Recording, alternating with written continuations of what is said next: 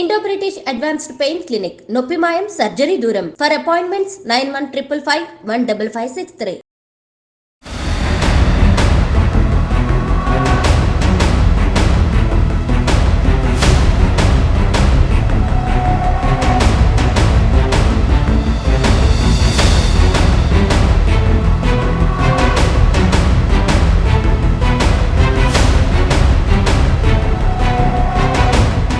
Welcome to I dream. Chhattisgarh రాష్ట్రంలో మావోయిస్టులు నిర్మూలనకే లక్ష్యంగా సాగుతున్న పోలీసులు ఒకవైపు ఎన్కౌంటర్లు చేస్తూనే మరోవైపు డంపులు స్వాధీనం చేసుకోవడం, సరెండర్ ని అమలు చేయడం చేస్తున్నారు. ముఖ్యంగా కొండగాం జిల్లాలో అక్కడ యంగ్ అండ్ డైనమిక్ ఆఫీసర్ ఎక్కువగా సరెండర్ పాలసీని ఇంప్లిమెంట్ చేస్తూ అక్కడ అజ్ఞాతులు ఉన్న మావోయిస్టులందరూ తీసుకురావడం, సరెండర్ పాలసీని ఇంప్లిమెంట్ చేయడం, వాళ్ళకి జనజీవన స్రవంతులు కలపడానికి ఎక్కువగా ప్రాధాన్యత ఇస్తున్నారు. అదొక్కటే కాకుండా డంపులు స్వాధీనం చేసుకోవడం, తుపాకులు తీసుకొచ్చి ఆ సరెండర్ చేయడం అంటే మావోయిస్టు పార్టీకి పెద్ద దెబ్బ తగిలేదని చెప్పుకోవచ్చు. ఒక 2 రోజుల క్రితం ఛత్తీస్గఢ్ రాష్ట్రంలో జరిగిన కూంబింగ్ లో ఒక డంప్ దొరకడంతో దాదాపు ఎక్కువ బర్మా తుపాకులు, అదేవిధంగా మందుగుండ సామాగ్రి దొరికింది. అంతేకాకుండా ఒక ముఖ్యమైన వ్యక్తిని, ఉసండి లాంటి వ్యక్తిని కూడా సరెండర్ చేయించిన యంగ్ అండ్ డైనమిక్ ఆఫీసర్ ఈ రోజు మన గెస్ట్. ఆయన అడిగి చాలా క్లారిటీగా ఛత్తీస్గఢ్ రాష్ట్రంలో 2026 సరికి మావోయిస్టు నిర్మూత రాష్ట్రంగా ప్రకటించడంలో దానికి ఎంతవరకు వాళ్ళు కృషి చేస్తున్న విషయాన్ని సార్ అడిగి తెలుసుకుందాం. సార్ నమస్తే అండి. నమస్తే మురళీధర్. నమస్తే. ఇప్పుడు మనం చూస్తున్న ఆఫీసర్ అక్షయ్ కుమార్ గారు తెలుగు ఐపీఎస్ ఆఫీసర్. ఇక్కడ నుండి ఛత్తీస్గఢ్ వెళ్ళి అక్కడ తన ప్రతాపాన్ని, తన పడ్డ కష్టాన్ని చాలా క్లియర్ గా చూపిస్తున్నారు. అంటే మావోయిస్టు పార్టీ అనేది నిర్మూలించడానికి కేవలం ఎన్కౌంటర్లు ఒకటే పరిష్కారం కాదు, సరెండర్ కూడా చేయొచ్చు అనేది ఎక్కువగా ప్రాధాన్యత ఇస్తున్నారు. ఆయన అడిగి ఇప్పుడు కొండగాం జిల్లాలో ఎంతమందిని సరెండర్ చేయించారు, నిన్న మొన్న దొరికింది అనుకున్న డంప్ వల్ల పార్టీకి ఎంత నష్టం జరిగి ఉండొచ్చిన విషయాన్ని సార్ అడుగుదాం. సార్, మీరు ఇటీవల కాలంలో తీసుకున్న ఒక ప్లాన్ ఆఫ్ యాక్షన్ చూస్తుంటే ఒకవైపు మీ పార్టీ అంతా కూడా కోంబింగ్ చేస్తున్న ఎక్స్చేంజ్ ఆఫ్ ఫైర్లు జరుగుతుంటాయి, కానీ మీరు మాత్రం సరెండర్ పాలసీ తీసుకురావడం, ఉసండి లాంటి వ్యక్తిని సరెండర్ చేయించడం, అతని మీద దాదాపు 8 లక్షలు ఎంతో రివార్డు కూడా ఆయనకి హ్యాండ్ ఓవర్ చేయడం జరిగింది. అంతేకాకుండా డంపులు స్వాధీనం చేసుకోవడం, అంటే మందు పాత్రలు ఎక్కువగా ఆ డంపులు దొరకడం అనేది పార్టీకి పెద్ద నష్టంగా చెప్పుకోవచ్చు. ఎందుకంటే కొద్ది రోజుల క్రితం మందుగుండు పాత్ర పెరగడం వల్ల అక్కడ దాదాపు 12 మంది పోలీసులు కూడా చనిపోయారు. అటువంటి ప్రాణ నష్టం జరగకుండా మీరు చేస్తున్న ఈ కూంబింగ్ లో దొరికిన డంప్ ఎక్కడ దొరికింది, దీని లీడ్ ఎక్కడ వచ్చింది? నమస్కారం మురళీధర్ గారు. మీరు అంటే 12th రోజు మా మార్నింగ్ మాకు కొంచెం ఇన్ఫర్మేషన్ వచ్చిందండి. ఏమనంటే మా దగ్గర బార్డరింగ్ మాది కొండగాం. అంటే ఇప్పుడు ఏంటంటే అండి, ముందు 2016-17 ఆ టైంలో బాగుండేది మూమెంట్ ఇక్కడ. ఇది బస్తర్ లో ఉన్న 7 డిస్ట్రిక్ట్స్ లో తక్కువ మూమెంట్ ఉంది ఇక్కడే కొండగాంలోనే. కానీ మనం ఎక్కువగా మీరు చెప్పిన ప్రాంతంలో ఎక్కువగా ఎక్స్చేంజ్ ఆఫ్ ఫైర్లు జరిగేవండి కల్లూరి సార్ ఉండేవారు అక్కడ. ముందు జరిగేవి ఇప్పుడు చాలా తక్కువ అయిపోయినాయి. ఇది అంటే ఇప్పుడు మీరు బస్తర్ లో ఉన్న 7 డిస్ట్రిక్ట్స్ లో తీసుకుంటే, బస్తర్ రేంజ్ లో ఉన్న 7 జిల్లాల్లో తక్కువ మూమెంట్ కొండగాంలో ఉందని చెప్పొచ్చు. అండ్ ఇక్కడ 90% of the district is now safe for moment. ఒక 10% ఏంటంటే అది కాంకేర్ అని ఒక డిస్ట్రిక్ట్ ఉంటుంది, బార్డరింగ్ కాంకేర్ 10%, లేదంటే దంతరి అనే డిస్ట్రిక్ట్ ఉంటుంది, అక్కడ ఒక 5%, లేదంటే ఇటు దంతెవాడ సైడ్ ఒక 10%. సుక్మాది మాకు బార్డర్ ఉండదండి, మాకు బార్డర్ లేదు. బిజాపూర్ కూడా బార్డర్ లేదు మాకు సుక్మా బిజాపూర్ తో అసలు టచ్ లేదు మాకు. సో ఇది bordering Dantewada, bordering Jagdalpur, bordering Kanker, bordering Dhamtari అనే డిస్ట్రిక్ట్ ఉంటుంది. ఆ డిస్ట్రిక్ట్ లో కొంచెం మూమెంట్, అక్కడ ఆ బార్డర్ ఏరియాస్ లో కొంచెం మూమెంట్ ఉంది. మీరు మాట్లాడుతున్న డంప్ రికవరీ ఏదైతుందో అది 12th రోజు మేము చేసాము. ఎందుకంటే 11th రోజు మాకు ఇన్పుట్ వచ్చింది, అక్కడ నక్సలైట్లు ఉన్నారని ఇన్పుట్ వస్తే మేము మా డిఆర్జీ అని ఉంటుంది, డిస్ట్రిక్ట్ రిజర్వ్ గార్డ్స్ అని, ప్లస్ మా సివిల్ పోలీస్ కూడా టీమ్ ఫామ్ చేసి మేము అక్కడ సెర్చ్ ఆపరేషన్ చేస్తుంటే మాకు నక్సలైట్ దొరకలేదు, కానీ వాళ్ళ డంప్ కొంచెం దొరికింది. ఆ డంప్ లో 14 బర్మార్ వెపన్స్, కొన్ని స్టీల్ డ్రమ్లు, కుక్కర్ బాంబులు, ఇవి కొంచెం నక్సల్ వాళ్ళ సాహిత్యం అదంతా దొరికింది మాకు. సో ఇది ఒక మంచి రికవరీ యాక్చువల్లీ. ఎందుకంటే ఇది కొండగాంలో తక్కువ అవుతున్న టైంలో వాళ్ళు ఎక్కడైతే వాళ్ళు పెట్టిన డంప్స్ అవి ఏవైతే ఉన్నాయో అవి మళ్ళీ అప్పుడు వచ్చి వాళ్ళు రికవర్ చేసుకునే ఆలోచనతోనే పెట్టుంటారు ముందు. సో ఇప్పుడు ఏంటంటే మేము దాన్ని రికవర్ చేసి మిగిలిన 5 to 10% ఏదైతే ఇక్కడ మిగిలిందో దాన్ని కూడా తీసేద్దామన్న ఆలోచనతోటే ముందుకెళ్తున్నాం. కాబట్టి ఆ ఎక్స్చేంజ్ ఆఫ్ ఫైర్లు కానీ అప్పుడప్పుడు ఇప్పుడు మీరు చెప్పిన సరెండర్ లాస్ట్ 4 days లో 3 సరెండర్ అయ్యారు. అండ్ నిన్న ఒక ఏసీఎం ర్యాంక్ అతను 5 lakh ఇనామీ రివార్డు ఉన్న అతను సరెండర్ అయ్యాడు. అండ్ ఈ ఇయర్ మీరు చూసుకుంటే ఒక 10 మంది సరెండర్ అయ్యారు కొండగాం డిస్ట్రిక్ట్ లో. ఎందుకంటే సరెండర్ బేసికలీ కొండగాంలో రిక్రూట్మెంట్ లేదు వాళ్ళది, మూవ్మెంట్ కూడా చాలా తక్కువ ఉంది. ఎందుకంటే బార్డరింగ్ లో ఉంటుంది కాబట్టి వీళ్ళు క్రాస్ చేయడానికి కొండగాం యూజ్ చేసుకుంటారు, కానీ ఇక్కడ వచ్చి మీరు వీళ్ళు డేరాలు వేసుకొని స్థావరాలకు కొండగాం ఎప్పుడు యూజ్ చేయరు. అచ్చా. అంటే ఈ మధ్యన అయితే యూజ్ చేయట్లేదు. సో మా ఫోకస్ అయితే అదే ఇప్పుడు సరెండర్ మీద ఉంది. ఒకటి డంప్స్, ఏవైతే డంప్స్ కూడా ఈ ఇయర్ మేము 7 to 8 డంప్స్ రికవర్ చేసాం. ఇలాగే ఇంకా కూడా ఉన్నట్టునే, మాకు తెలీదు, అది ఇన్ఫర్మేషన్ వస్తుంది. సో ఇన్ఫర్మేషన్ వచ్చిన కొద్దీ will recover the dumps. Okay sir, Kondagaon జిల్లాలో మూవ్మెంట్ తక్కువ ఉంది కాబట్టి ఇటువైపు రావడానికి ప్రయత్నం చేస్తున్నారు మీరు చెప్తున్నారు. అంటే పబ్లిక్ సపోర్ట్ లేదండి ఇక్కడ? అసలే లేదు, పబ్లిక్ సపోర్ట్ ఏం లేదు. ఎందుకంటే ఇప్పుడు మీరు కొండగాంలో మీరు ఒకవేళ టైం ఉంటే యూ కెన్ విజిట్ కొండగాం ఆల్సో. కొండగాం చాలా పీస్ఫుల్ గా ఉంటది, ప్లస్ రోడ్స్ కూడా ఇంటీరియర్ వరకు వచ్చేసాయి అండ్ టవర్స్ కూడా ఇంటీరియర్ వరకు వచ్చేసాయి. కాబట్టి రోడ్స్, టవర్స్, ఎప్పుడైతే స్కూల్స్, కాలేజెస్ ఓపెన్ అవ్వడం స్టార్ట్ అయిందో ఇంటీరియర్ లో, సో రిక్రూట్మెంట్ అనేది వాళ్ళకి అసలు కంప్లీట్ గా లేనే లేదు. అండ్ వాళ్ళ ఏ ఏజ్ గ్రూప్ అయితే చూస్తారో, వాళ్ళు 14 years నుంచి 20 years వరకు ఆ రిక్రూట్మెంట్ అబ్బాయిలని అమ్మాయిలని చేద్దామని చూస్తారు. వాళ్ళు మొబైల్స్ కి అట్రాక్ట్ అయ్యి, లేదంటే ఇప్పుడు మంచి మంచి ఎడ్యుకేషన్ కి అట్రాక్ట్ అయ్యి, లేదంటే వీటికన్నిటికి అట్రాక్ట్ అయినప్పుడు ఏంటంటే అటు సైడ్ వెళ్ళడానికి స్కోప్ చాలా తక్కువ ఉంటుంది. అండ్ ఇది ఒక ఎగ్జాంపుల్ యాక్చువల్లీ. ఇది కొండగాం చూసుకుంటే మీరు, ఇది ఒక ఎగ్జాంపుల్ అవుతుంది వేరే బస్తర్ డిస్ట్రిక్ట్స్ కి. ఒకసారి ఇక్కడ నుంచి వెళ్ళిపోయిన తర్వాత ఎంత డెవలప్ అవుతుంది డిస్ట్రిక్ట్ అనేది, ఇది అన్ని డిస్ట్రిక్ట్స్ కి ఒక ఎగ్జాంపుల్ లాగా పనిచేస్తుంది.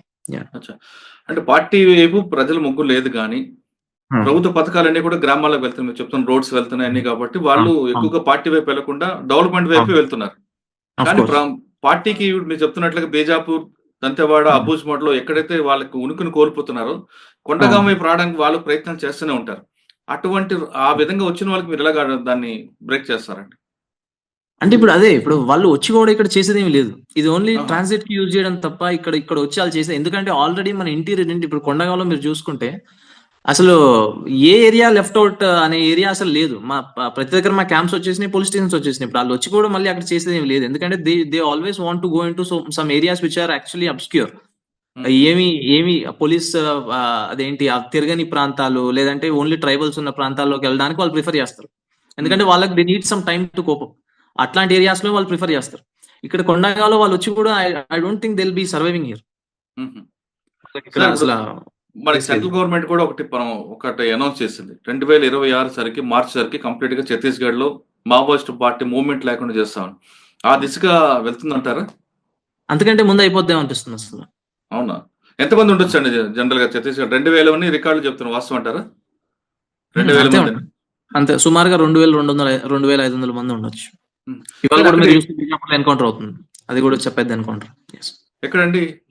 బీజాపూర్ లో మార్నింగ్ 12 మంది చనిపోయారు, 13 మంది చనిపోయారు కదా. ఇంకా జరుగుతూనే ఉంది. ఇంకా జరుగుతుందంటారా? సార్, అబూజ్మఠ్ కంప్లీట్ గా పోలీస్ ఫోర్స్ అంతా వెళ్తుంది కదండి, అక్కడ ఏమైనా ఇబ్బంది రావట్లేదా? ఇబ్బందులు అంటే పెద్దగా ఇబ్బందులు వాళ్ళకి వస్తున్నాయి, మాకేం పెద్దగా ఇబ్బందులు రావట్లేదు. అంటే కంప్లీట్ గా వాళ్ళకి అప్పర్ హ్యాండ్ వాళ్ళదే ఎక్కువ ఉంది కదా అబూజ్మఠ్ లో. అదే అండి, అంటే ఉండేది ఇప్పుడు అబూజ్మఠ్ తీసుకుంటే మీరు 4000 square kilometer ఏరియా, అదంటే 7 సింగపూర్లు పట్టొచ్చు, అంత పెద్ద ఏరియా ఉంటుంది దాంట్లో. అది ముందు ఎవరు టచ్ చేయలేదు కాబట్టి ఇప్పుడు ఏంటంటే కాన్స్టాంట్ గా ఫోర్స్ లోపలికి వెళ్ళిపోతుంది, క్యాంప్స్ పెడుతున్నారు. అండ్ ప్రాపర్ గా మీకు చూస్తే ఎక్స్చేంజ్ ఆఫ్ ఫైర్లు అన్నీ అవుతున్నాయి. అండ్ వాళ్ళ బాడీలు ఎక్కువ దొరుకుతున్నాయి, డంపులు రికవర్ అవుతున్నాయి, సరెండర్లు చాలా విపరీతంగా సరెండర్లు అవుతున్నాయి. ఎందుకంటే వాళ్ళ దగ్గర వేరే ఆప్షన్ లేదు. ఒకటి సరెండర్ అవ్వచ్చు, లేదంటే ఎప్పుడప్పుడు అరెస్ట్ అవుతారు, లేదంటే ఎప్పుడప్పుడు చచ్చిపోతారు. ఇవి 3 ఆప్షన్లు తప్ప వాళ్ళ దగ్గర వేరే ఆప్షన్లు ఏమి లేవు. సో వాళ్ళకు కూడా అర్థమైపోయింది. అండ్ రిక్రూట్మెంట్ చాలా తగ్గిపోయింది, వాళ్ళు ట్రైనింగ్ క్యాంపులు ఆర్గనైజ్ చేయలేకపోతున్నారు, అంత ఖాళీ సమయం వాళ్ళకి దొరకట్లేదు. అండ్ ఇప్పుడు సెంట్రల్ కమిటీలో చూసుకుంటే మీరు 7-8 మంది తప్ప ఎక్కువ లేరు. అందరూ కరోనా వాళ్ళు చచ్చిపోయిన వాళ్ళు, లేదంటే తర్వాత పట్టుబడిన వాళ్ళు, లేదంటే చచ్చిపోయిన వాళ్ళే ఉన్నారు. సో ఇప్పుడు మీరు చూసుకుంటే వాళ్ళ దగ్గర వేరే ఆప్షన్ లేదు ఇంకా. సార్, మీరు చెప్తున్న సెంట్రల్ కమిటీలో ఎక్కువగా తెలుగు వారు ఉన్నారు, వాళ్ళ లీడ్ కింద మీరు చెప్తున్న ఛత్తీస్గఢ్ ఆదివాసులు పనిచేయడానికి ఇష్టం లేరనేది ఒక ఇన్ఫర్మేషన్, వాస్తవం అంటారా? అది కూడా ఏజ్డ్ గ్రూప్ ఉన్నారు కాబట్టి, అది కూడా ఆంధ్ర వాళ్ళు అంటే తెలుగు వారు ఎక్కువగా డామినేట్ చేస్తున్నారు అన్నది. అది ముందు నుంచి డామినేట్ చేసేవాళ్ళే, తెలుగు వాళ్ళే. ఎందుకంటే వాళ్ళే కదా ఇక్కడికి వచ్చి మూవ్మెంట్ టేక్ ఓవర్ చేసి అదంతా చేసింది. బట్ మీరు ఇంటర్నల్ గా ఏదైతే చెప్తున్నారో నాకు పెద్దగా ఐడియా లేదు. ఓకే సార్, హిడ్మా అనేది మీకు ఛత్తీస్గఢ్ పోలీస్ కి ఒక టార్గెట్, ఆ మూవ్మెంట్ ఉందంటారా? అది ముందు ఉండేది. ఇప్పుడు ఆయన పేరు వినపడట్లేదు, అసలు ఆయన ఎక్కడ ఉన్నాడో తెలియదు. ఆయన నాకు తెలిసి త్వరలోనే అయిపోతాడు ఆయన పని. ఓకే సార్, ఇంకొక ఇన్ఫర్మేషన్ వస్తుందండి. 26 సరికి గవర్నమెంట్ కంప్లీట్ గా పార్టీని క్లోజ్ చేయడానికి ఉంది కాబట్టి ఈలోగే పార్టీ దానికి ఒక లీగలైజ్ చేసి ఒక విరామం ఇద్దాం, ఇంటర్వెల్ ఇద్దాం అనేది ఒక జరుగుతుంది. సెంట్రల్ కమిటీలో చర్చ జరుగుతుందని ఒక ఇన్ఫర్మేషన్ ఉందండి. అంటే 1973లో కొండపల్లి సీతారామయ్య గారు తీసుకున్న ఒక నిర్ణయం అప్పుడు ఏ విధంగా తీసుకున్నారు, పార్టీకి లీగలైజ్ చేసి కొంతకాలం గ్యాప్ ఇచ్చారు. అదే పాలసీని ఇప్పుడు కూడా ఇంప్లిమెంట్ చేసి కొంతకాలం గ్యాప్ ఇద్దాం పార్టీకి, అంటే పోలీసుల చేతిలో చనిపోకుండా మనకు మనమే కానీ ముందే సరెండర్ అయిపోయి కంప్లీట్ గా పార్టీ క్లోజ్ చేద్దాం అని. అదే పార్టీ క్లోజ్ చేయాల్సిందే, వాళ్ళకి ఇంక వేరే ఆప్షన్ లేదు. సరెండర్ అవ్వాలా, లేదంటే జంగల్లో ఉండి ఎక్స్చేంజ్ ఆఫ్ ఫైర్ ని ఎదుర్కోవాలా. రెండే ఆప్షన్లు ఉన్నాయి వాళ్ళ దగ్గర. So I don't think the second option would be advisable. First option surrender అయితే చాలా మంచిది. సార్ వీరికి ఇంకా వెపన్స్ ఎక్కడి నుంచి వస్తున్నాయండి? ఉన్నాయి, వాళ్ళు లోకల్గా ముందున్నాయే ఉన్నాయి. ఈ లోకల్లో వీళ్ళు బీజీఎల్ బర్మార్లు మ్యానుఫ్యాక్చర్ చేసుకుంటున్నారు. ఇప్పుడు నిన్న దొరికిన అతను కూడా మాకు కింజరు హుసేండి అని అతను సరెండర్ అయ్యాడు వచ్చి. అవును. అండ్ అతను వెపన్ ఏం తీసుకొని రాలేదు, కానీ అతను టెక్నికల్ టీమ్ లో పనిచేసేవాడు. ఈ బర్మార్లు బీజీఎల్ ఇవి మ్యానుఫ్యాక్చర్ చేయడంలో అతను ఈ కాంకేర్ అనే ఏరియాలో పనిచేస్తా ఉంటాడు ఎక్కువ. సో అతను కూడా చెప్పింది అదే, ముందుతో కంపేర్ చేస్తే అసలు వాళ్ళ దగ్గర ఏమీ లేదు, ఇప్పుడు చాలా తగ్గిపోయినాయి. ముందున్నవి యూజ్ చేస్తున్నారు, బుల్లెట్లు కూడా ఉండవు, చాలా తగ్గిపోయినాయి. ఎస్ సార్, ఫండ్ ఎక్కడి నుంచి వస్తుందండి వాళ్ళకి? ఫండ్ అదే ఇప్పుడు ముందు కాంట్రాక్టర్ దగ్గర నుంచి, టెండుపత కాంట్రాక్టర్ దగ్గర నుంచి, వాళ్ళ దగ్గర నుంచి, వీళ్ళ దగ్గర నుంచి వచ్చేది. బట్ ఇప్పుడు గవర్నమెంట్ ఒక మంచి డెసిషన్ తీసుకుంది. ఎందుకంటే ముందు ప్రైవేట్ వాళ్ళు పర్చేజ్ చేసేవారు, ఇప్పుడు గవర్నమెంటే పర్చేజ్ చేస్తుంది ఇక్కడ నెక్స్ట్ టెండుపత సీజన్ నుంచి. సో నాకు తెలిసి ఆ వచ్చే ఫండ్ కూడా పోతుంది. ఇంకా వాళ్ళ దగ్గర ఇంకా వేరే ఆప్షన్లు లేవు. ఓకే సార్, ఫైనల్ గా చెప్పండి, మీ దగ్గర సరెండర్ అవడానికి వచ్చిన వాళ్ళందరికీ కావాల్సిన పాలసీలు ఇచ్చి వాళ్ళకు సరెండర్ పాలసీ ఇంప్లిమెంట్ చేస్తారా, లేదు కేసులు పెట్టి జైల్లో పంపిస్తారా? అసలు సరెండర్ అయిన వాళ్ళని ఎవరిని మేము జైల్లో పంపం. అసలు అబ్సల్యూట్లీ అది పైనుంచి మాకు ఆర్డర్. సరెండర్ ఒకసారి అయితే వాళ్ళని బాగా చూసుకోవాల్సిన రెస్పాన్సిబిలిటీ మాది. మీకు ఎవరైనా మెయిన్ టార్గెట్ ఉన్నారండి? మరి ఇప్పుడు టార్గెట్, నేను అట్లా టార్గెట్ ఏం పెట్టుకోను, ఎవరు దొరికితే వాళ్ళు. అందరూ ఈక్వల్. నేను ఎమోషనల్ గా ఎప్పుడు రియాక్ట్ అవ్వను. ఇతను టార్గెట్ పెట్టుకొని రివెంజ్ మోడ్ లో వెళ్ళడం అట్లాంటివి ఏమి ఉండవు. నక్సల్ అంటే నక్సల్, అందరూ సేమ్. కరెక్ట్ గా కొంతమంది ట్రబుల్ మాంగర్స్ ఉన్నారు కదండి, అందులో మీకు ఎవరు ఉన్నారు? అట్లా ఎవరు ఉన్నారు? నాకు అందరూ ట్రబుల్ మాంగర్స్, అందరూ ఈక్వల్. అంటే సెంట్రల్ కమిటీ ఏమని అది పార్టీ మెంబర్ నుంచి మొదలుకొని సెంట్రల్ కమిటీ వరకు అందరినీ we look at the same way. Okay sir, party మీకు ఛత్తీస్గఢ్ గవర్నమెంట్ మంచి డెసిషన్ తీసుకుంది, ఖచ్చితంగా 2026 తీసుకొద్దామని. అంటే పర్టికులర్ గా ఇటువైపు పోలీసుల వైపు నుంచి అటు అన్నల వైపు మధ్య నలిగిపోతున్న ఆదివాసులకి అభివృద్ధి కోసం మంచి కార్యక్రమం చేస్తుంది. ఆ ప్రోగ్రామ్స్ అన్ని కూడా గ్రౌండ్ లెవెల్ వెళ్తున్నాయి అనుకుంటారా? 100% వెళ్తున్నాయండి. ఇప్పుడు అంటే మేము ఇంత ఫ్రీక్వెంట్ గా మూవ్మెంట్ జంగల్లోకి చేస్తామని మేము ఎప్పుడు ఊహించలేదు అసలు. అంటే మొత్తం మేము ఎవ్రీ వీక్ విలేజ్ లోకి వెళ్ళి, మొత్తం నేను మా కలెక్టర్ గారు వెళ్ళి మొత్తం డిస్ట్రిక్ట్ అడ్మినిస్ట్రేషన్ తీసుకెళ్లి క్యాంప్స్ పెట్టడం, వాళ్ళకి ఏం కావాలో చూడడం, వాళ్ళు కూడా ఫస్ట్ టైం గవర్నమెంట్ ని చూడడం, ఇట్లాంటి స్కీమ్స్ లో వాళ్ళు పాలు పంచుకోవడం, ఇవన్నీ అసలు అది వాళ్ళు కూడా ఎప్పుడు అనుకోని థింగ్ ఇదంతా. వాళ్ళకు కూడా ఇది చాలా బాగా అనిపిస్తుంది, ఎందుకంటే ఇన్ని బెనిఫిట్స్ ఉంటాయని వాళ్ళకు కూడా అసలు ఐడియా లేకుండా ఎప్పుడు.